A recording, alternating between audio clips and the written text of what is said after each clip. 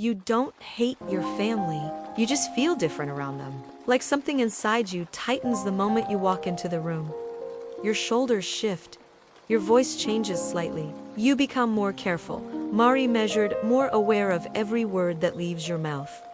You tell yourself it's normal. Every family has tension. Every family has disagreements. But what you don't say out loud is that you don't feel free there.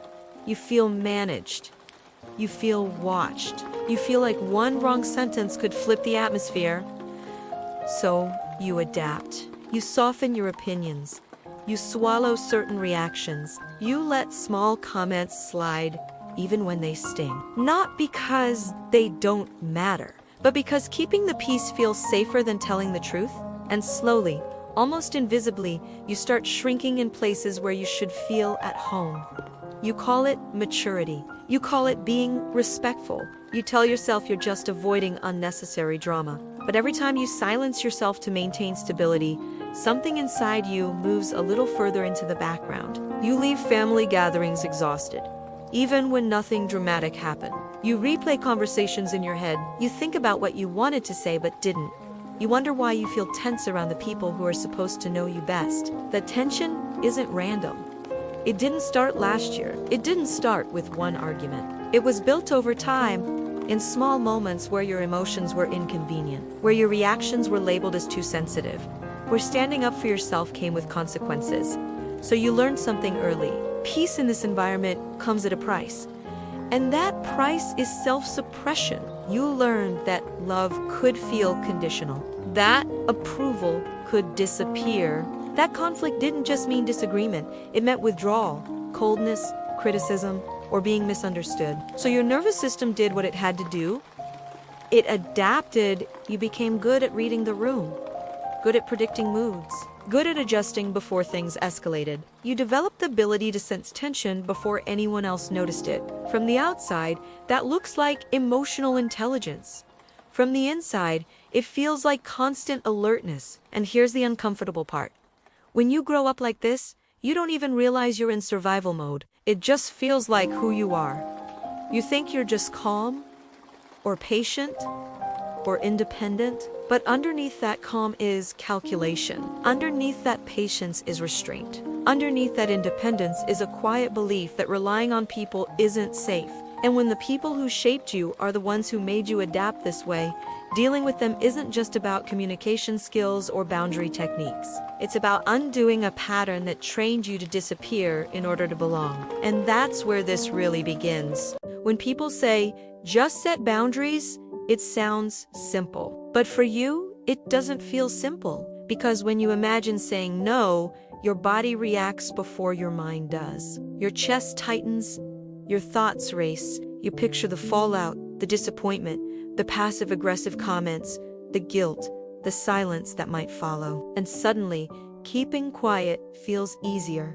That reaction didn't appear out of nowhere. It was trained. If you grew up in a family where expressing frustration led to punishment, or where your emotions were dismissed, or where love felt conditional on obedience, you learned something very specific.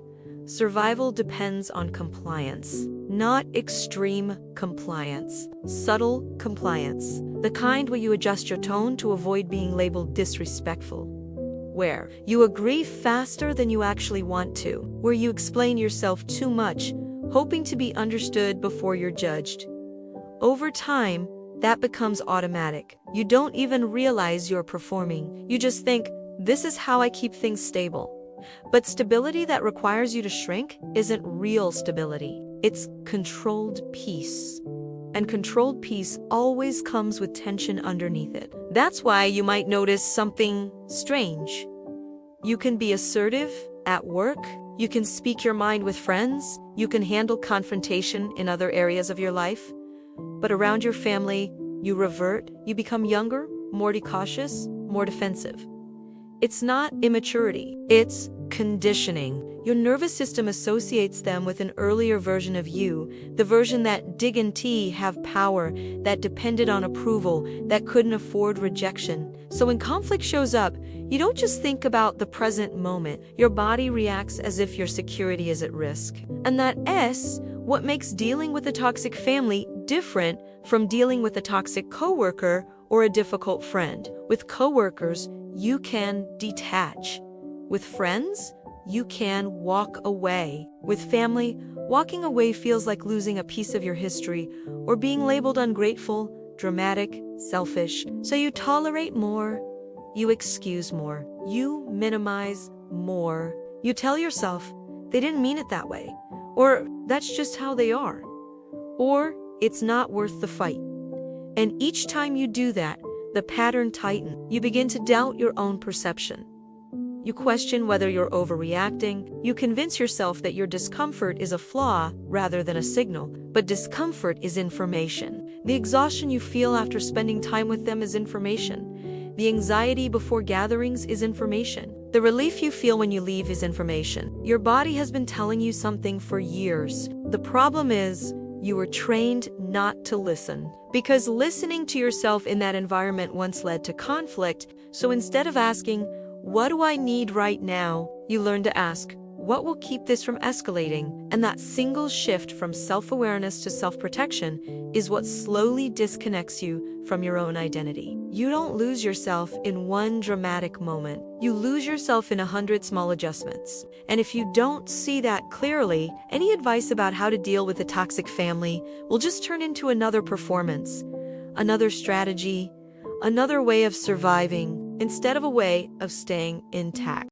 Achisomi points you have to face something uncomfortable. You are not that powerless child anymore, but your reactions still belong to that version of you. And if you never question them, you will keep recreating the same dynamic, not because your family forces you to, but because your nervous system defaults to it. There are two paths from here.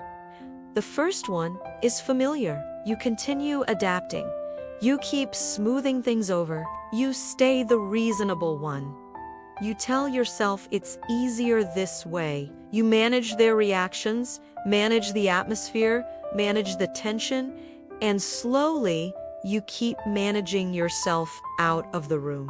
The second path feels risky. You begin noticing when you're shrinking. You feel the urge to over-explain, to apologize, to justify, and instead of acting on it immediately, you pause. Not to explode, not to attack, but to stay present with yourself. Dealing with a toxic family is not about becoming confrontational. It's not about winning arguments or cutting everyone off overnight. It's about refusing to abandon yourself in order to keep others comfortable. That starts with something simple. When tension rises and you feel that familiar pressure to smooth everything over, ask yourself one question. What would I say right now if I was Zonti, afraid of their reaction? You don't even have to say it out loud yet. Just notice it. That question reconnects you to the part of you that has been quiet for years. Then, instead of immediately correcting yourself or minimizing your feelings, let your words stay as they are. Let your boundary be short. Let your tone be calm but firm. You don't need a speech.